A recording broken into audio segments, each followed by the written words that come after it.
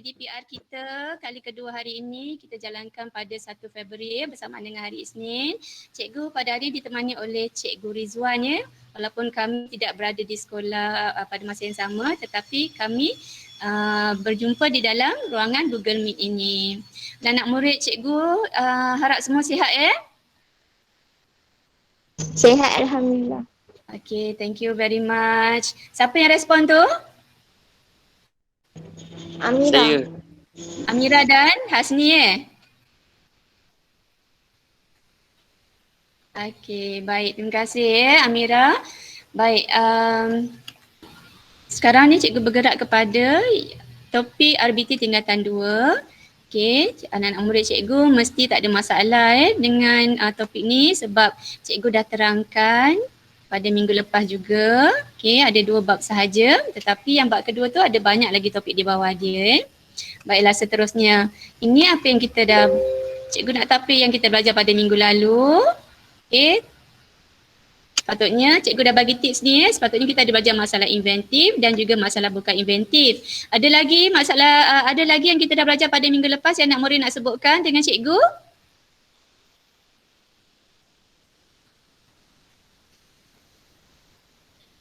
Ada yang boleh beri respon?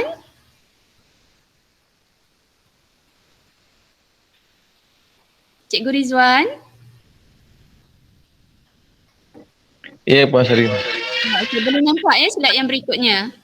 Boleh. Okey. Baiklah, minggu lepas kita bukan sekat belajar 2 masalah ini tetapi juga kita ada belajar proses penyelesaian masalah bukan inventif dan inventif. Kemudian kita ada belajar tentang model masalah, model penyelesaian dan lain-lain lagi Okey. Anak-anak nampak tak slide cikgu? Cuba respon. Nampak cikgu? Nampak. Okay, thank you. Nampak Alright. cikgu, nampak. Okay, very good. Baiklah. Ini adalah berkenaan tentang penerangan fasa penyelesaian masalah inventif. Minggu lepas cikgu dah bagi tahu masalah inventif ni bukanlah masalah yang biasa. Masalah dia melibatkan masalah yang kompleks. Masalah yang perlu diselesaikan mengikut fasa satu per satu. Jadi fasa-fasa penyelesaian masalah inventif adalah terdiri daripada yang pertama, analisis punca masalah. Penerangannya ialah setiap masalah tu kita kena analisis. Kita berikan analisis fungsinya. Okey. Baik, yang kedua kita fasa kedua ialah model masalah. Setiap masalah ataupun sesuatu perkara yang mempunyai masalah nak diselesaikan tu mesti kita bahagikan kepada letak dia dalam satu kategori iaitu kita cari apakah pencanggahan fizikalnya. Alright. Baik, yang ketiga fasa kaedah penyelesaian iaitu pilihan kepada kaedah penyelesaian tu. Kita cari bagaimanakah nak menyelesaikan masalah tersebut. Dan akhir sekali fasa yang keempat ialah model penyelesaian. Okey, di mana di situ kita akan cari kaedah penyelesaian yang spesifik untuk menyelesaikan masalah-masalah yang kita hadapi. Jadi ada berapa fasa semua sekali anak-anak? 4. Okey, very good. Ada 4 fasa ingat Okey, seterusnya. Baik. Ini apa yang kita belajar. Kita dah anak-anak dah pernah tengok belum yang ni penyelesaian masalah inventif? Dah. Bila nampak ni? Bila jumpa ni? Minggu lepas. Ya, betul. Pada minggu lepas kita dah belajar tentang penyelesaian masalah inventif. Fasa-fasa 4 fasa tadi yang cikgu bacakan sebenarnya ada di sini. Yang pertama ni analisis fungsi masalah. Yang kedua model masalah. Okey, fasa yang ketiga cari kaedah penyelesaian. Dan akhir sekali kita tengok apakah model penyelesaian yang boleh digunakan. Ini cikgu imbas baliklah apa yang kita dah belajar pada minggu yang lepas. Okey, ini bagi masalah inventif. Okey, baik seterusnya. Okey, kita masuk kepada teori penyelesaian masalah inventif ataupun yang disebut sebagai TRIS. Okey, TRIS ini telah dibangunkan pada tahun 1946 oleh Heinrich Altschuler. berbangsa Jerman. Menurutnya, setiap masalah yang wujud telah mempunyai jalan penyelesaian sebenarnya. Ni bukan sebenarnya apa yang dinyatakan oleh Genrik ni memang betul pun. Even dalam agama kita, agama Islam pun ada sebut. Sebab tu kalau kita ada masalah, don't give up. And then don't worry, setiap masalah ada hikmah dia, setiap masalah mesti ada jalan penyelesaiannya. Sama kan? Cuma pada masa ni bila Genrik membuat teori seperti ini, ramai yang mengatakan Genrik ni yang memulakan dulu trees ini. Okey, baik. Seterusnya. Baik, fasa pertama dalam teori trees ialah kita analisis punca masalah. Okay, analisis lihat bagaimana masalah tu. Okay, masalahnya boleh dikesan melalui proses kerja yang dikenali sebagai analisis fungsi. Di mana analisis dilakukan dengan menjelaskan fungsi setiap bahagian produk. Contohnya meja Ingat lagi tak meja kita yang minggu lepas tu? Ingat. Okey, bagaimana bentuk meja tu? Segi tepat. Dibuat dari segi empat, betul, segi empat tepat. Lagi? Dibuat daripada kayu. Betul, dia buat daripada kayu. Lepas tu bila ada masalah kita? Buka dengan kaki besi. Yes, Kaki betul, besi. betul. Siapa tu? Muzafi. Muhammad? Azri Shah. Azri Shah, Alhamdulillah. Cikgu dengar seorang jawab pun cikgu dah rasa syukur sangat. Kesekurangnya ada yang ingat. Okey, tapi cikgu yakin yang lain pun ada juga, cuma tak keluar suara. Cikgu tak dengar yang lain. Okey, baik. Tadi meja tersebut, meja kayu ni bila dia bergoyang, dah mula nampak masalah, kita cuba selesaikan. Okey, baik. Sekarang ni kita lihat. Ada beberapa contoh di sini yang kita boleh cari analisis masalah, kita analisis masalah yang dihadapi. Okey, contoh ruangan produk iaitu dipanggil sistem, dikaitkan dengan fungsi iaitu tindakan dan juga dikaitkan dengan objek iaitu penerima kesan. Okey, bagaimana dia dikaitkan? Baik, contohnya produk tu. Produk yang disebutkan ialah meja. Meja, fungsi dia ialah memegang. Meja ni memegang apa? Selalunya meja ni memegang buku. Baik, seterusnya cawan. Cawan memegang apa? Memegang air. Okey, kita istilahkan perkataan, kita guna istilah memegang. Senang apa-apa saja memegang. Okey, pen. Pen, fungsi dia ialah memegang. Memegang apa? Memegang dakwat. Seterusnya, kereta. Kereta apa fungsi dia? Biasanya kita tak sebut memegang manusia, kita sebut mengangkut manusia. Itu dia tiga bahagiannya sistem, satu sistem yang lengkap di mana dikaitkan dengan produk, fungsi dan objek ataupun sistem, tindakan dan juga penerima kesan. Boleh faham ke yang ini? Faham cikgu? Okay, thank you. Seterusnya. Baik. Tadi kita dah tahu apa kaitannya produk, fungsi dan kesan kan. Sekarang kita nak tunjukkan kaitan antara satu dengan satu yang lain. Kita tunjukkan dengan simbol. Okey, simbol yang pertama. Okey, nampak tak simbol tersebut? Nampak. Okey, berwarna, dia berbentuk apa? Lurus. Ya, di hujungnya ada? Anak panah. Anak panah, betul. Ini dinamakan garisan berguna ataupun disebut garisan normal. Okey, garisan berguna ataupun normal. Sekarang kita lihat yang kedua, simbol yang kedua. Adakah dia masih lagi garisan lurus? Tak. Lurus, tetapi garisan itu Berputus. putus-putus, terberhenti-berhenti, terpotong-potong, apa lagi istilah yang awak nak sebut lah. Okey. Maksudnya ialah garisan ini berguna tetapi tidak mencukupi. Sebab dia tak mencukupi lah, dia terputus ni. Macam kita tengok siaran langsung TV ke apa kan, bila terputus tu macam tu lah seolah-olahnya garisan dia terputus-putus. Baik, seterusnya simbol yang ketiga. Adakah dia masih lagi garisan lurus? Ya. Ya. Tetapi bagaimana keadaan garisannya?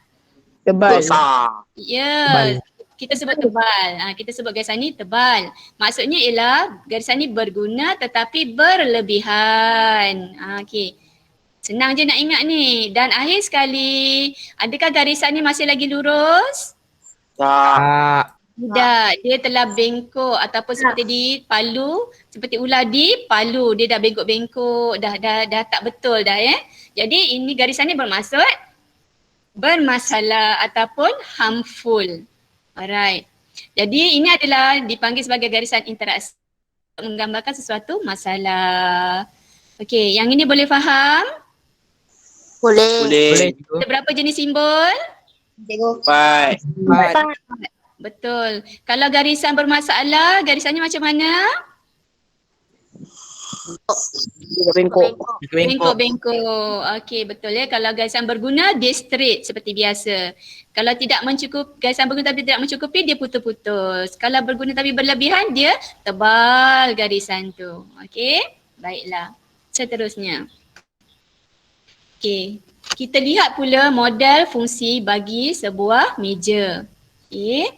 Ini adalah bagi sebuah meja yang normal lah, yang tiada masalah Okey, baik, kita lihat di sini. Lantai, kita mula daripada lantai. Lantai di sebelah kiri ni memegang kaki meja. Okey, sebenarnya garisan ni garisan normal ya, bukan garisan berguna tapi berlebihan ya. Dia agak tebal tapi sebenarnya garisan normal ya. Okey, kemudian kaki meja, dia memegang muka meja. Kaki meja ada berapa biasanya kaki meja? 4. 4. 4. Adakah kaki meja 3? Tak ada. Tak tahu. Ada. Okey, kalau dua kaki meja ada? Ada. Tak ada. Kalau dua kaki meja apa yang berlaku? Sama Balik juga. balik. Masih lagi boleh, masih bagi boleh berdiri. Kalau satu kaki meja ada tak? Tak ada. Ada juga. Sebenarnya ada. Kalau satu kaki Mantap. meja tu kecil. Dia boleh tampung beban yang ringan. Kalau dua meja, dia boleh tampung yang besar sikit beban dia. Dan berikutnya, dia bergantung kepada saiz kaki lah. Contohnya kalau cikgu nak letak telefon di atas meja, biasanya meja bagaimana yang cikgu gunakan kaki dia? 2. 2 ataupun 1 pun dah boleh kan? Sebab telefon tu tak berat. Itu maksudnya cari kegunaan meja yang sesuai dengan barang ataupun alat yang kita nak letak di atasnya. Okey? Baik, kita ulang balik. Kaki meja memegang muka meja. Muka meja memegang buku ataupun muka meja nak pegang apa-apa lagi seperti komputer ke, beg ke, terpulang ya. Tapi kat sini kita letak sebagai buku lah. Baik, sekarang empat bahagian ini, okey, terutamanya 3 kaki meja, terutamanya kaki meja dan muka meja, mereka ni dipegang oleh skru. Bayangkan kalau tak ada skru, boleh tak kaki meja ni dilekatkan pada muka meja? Tak boleh. Tak boleh. Melainkan kita apa? Melainkan kalau kita apa? Kalau tak nak skru kan kita guna apa? Gam. Gam. Okey, boleh. Gam lagi? Selotip. Boleh ke selotip? Gam pun make sure gam yang kuat bukannya gam yang ringan-ringan, bukan gam biasa-biasa, bukan gam yang 5% tu bukan. Ini gam yang memang gam yang kuat lah, seperti gam untuk gam kasut. Itu antara gam-gam yang kuat lah sebenarnya. Okay. Tapi biasanya kalau untuk meja ni kita guna apa? Untuk meja, kaki meja. Cuba fikirkan selain daripada skru, apa lagi? Ataupun cikgu boleh sebut apakah bahan cantuman yang sesuai untuk melekatkan kaki meja dan muka meja selain daripada skru. Cuba anak-anak fikirkan. Ini biasa jumpa sebenarnya. Ada? Jawapannya ialah paku. Paku pun boleh juga sebenarnya untuk memastikan kaki meja tu melekat pada muka meja. Boleh kita bawah tu boleh pakukan sebenarnya.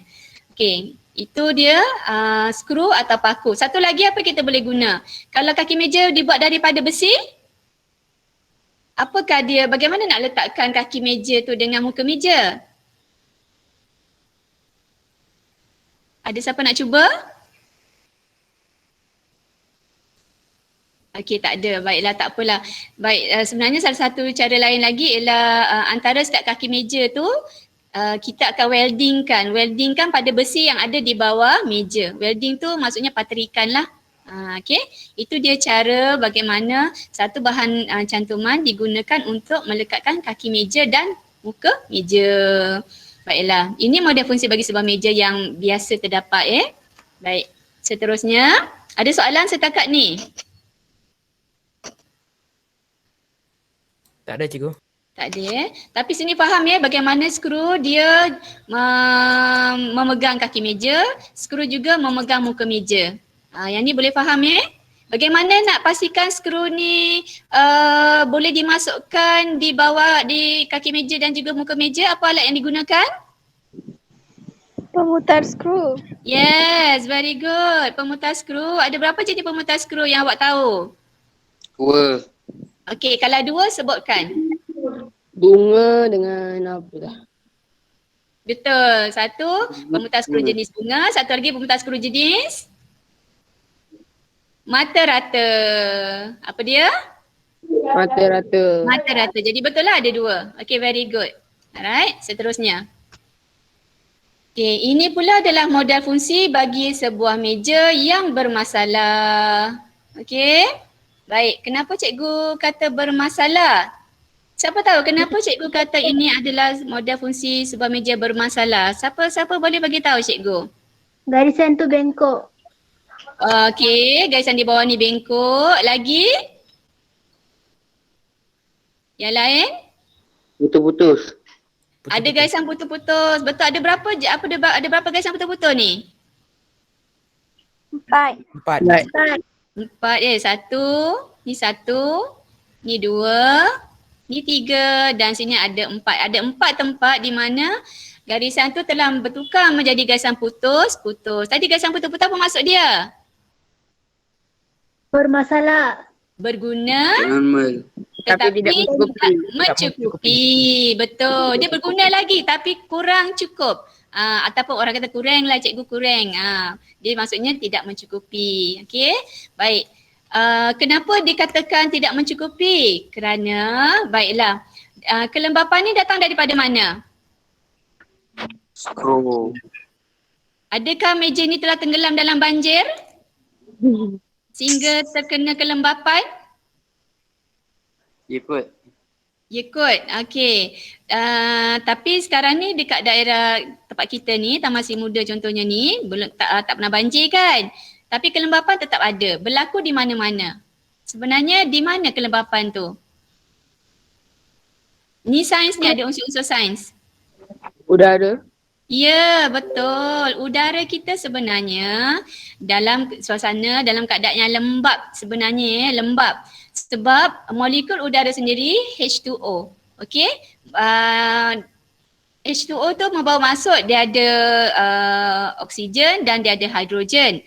Dan bila udara kita ni ada kelembapan bertemu dengan oksigen, maka berlakulah pengaratan.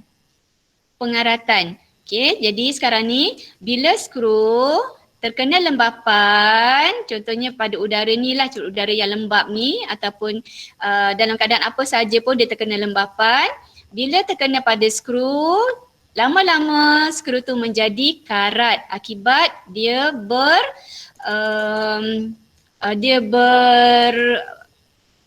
bertindak balas. Dia air atau kelembapan di udara ni bertindak balas dengan oksigen, maka berlakulah pengaratan. Pengaratan pada apa? Pengaratan pada apa? Kaki meja. Skru, bukan kaki meja. Pengaratan pada skru. Ini meja yang kayu, meja yang biasa dia guna skru. Okey. Jadi sekarang bila skru dah berkarat, lama-lama bila dia dah berkarat, lama-lama grip dia berkurangan lah. Sebab dia dah berkarat, dia dah tak cantik dah. Dia dah jam, jadi dia grip dia tu ataupun cara dia menyokong kaki meja tu dah tak berapa cantik, dah tak kuat.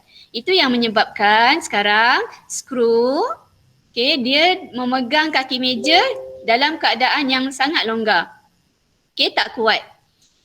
Pada masa sama, skru juga memegang muka meja pun dah tak kukuh, dah tak kuat seperti sebelum ini. Bila kaki meja dah tak kuat, maka kaki meja juga dah tak dapat memegang muka meja dengan kuat.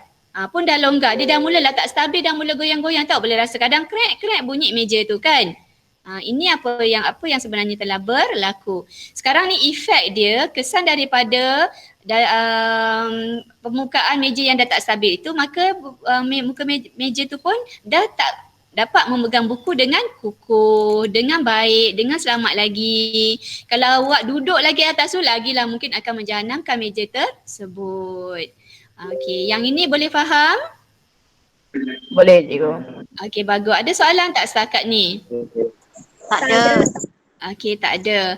Baik. Baiklah.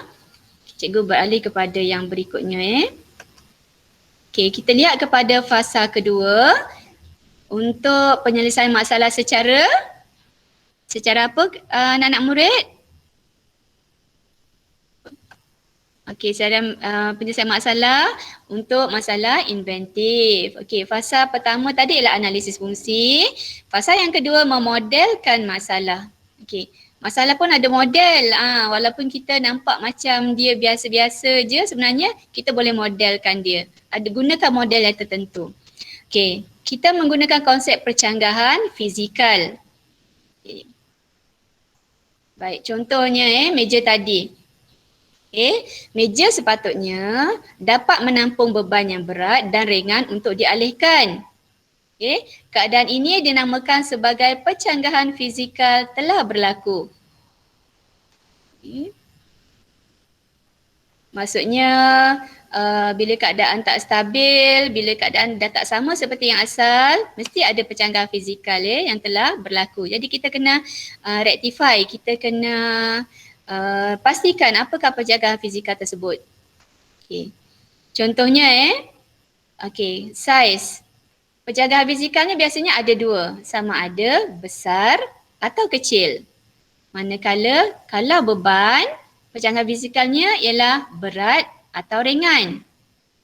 Dan akhir sekali seperti ketinggian ni, percanggahan fizikalnya ialah tinggi ataupun rendah. Okey. Baik.